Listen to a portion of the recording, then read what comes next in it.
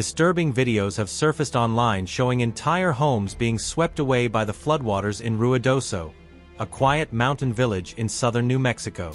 Ruidoso, which sits about 3 hours south of Albuquerque, is now the center of a life-threatening disaster. The National Weather Service, NWS, has declared a flash flood emergency as rising waters from the Rio Ruidoso reach a dangerous 15 feet. NWS posted urgently on X, "Stay away from the river. Seek higher ground now." The flooding has already triggered multiple emergency rescues. At Gavilan Trailer Park, first responders are scrambling to help residents trapped by fast-moving water. In a series of alarming updates, the NWS reported a father and 2 children were washed away and that search and rescue crews are in pursuit.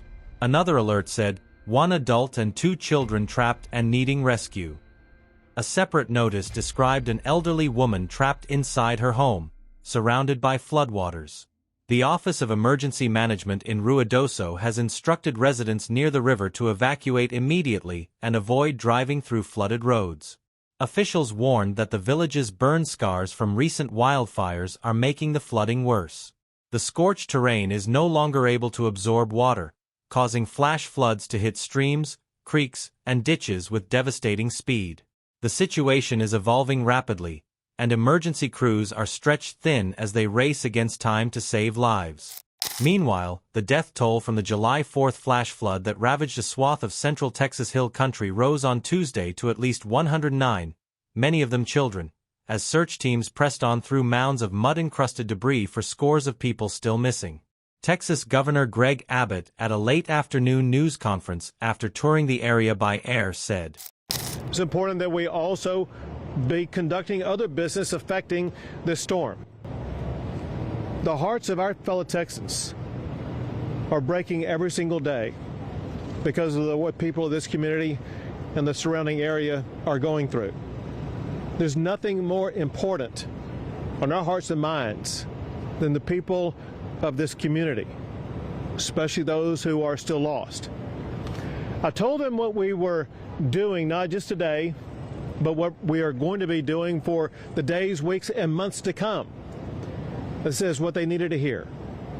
They need to know Texas is in this with the people in the Hill Country right here. We are not leaving until this job is finished. That's Kerrville, spelled Kerrville. The numbers that I have is that there are 94 fatalities. 94 fatalities associated with this flooding event in this area. Separate from that, in other flooding events in other parts of the state of Texas, there's another 15 fatalities for a total of 109. To put this into perspective, just in the Kerr and Kendall counties alone, there are far more fatalities than there were in Hurricane Harvey.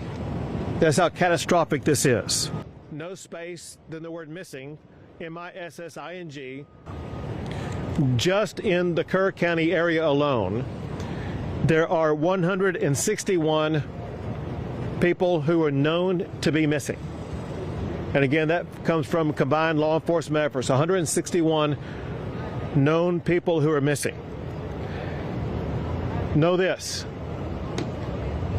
we will not stop until every missing person is accounted for.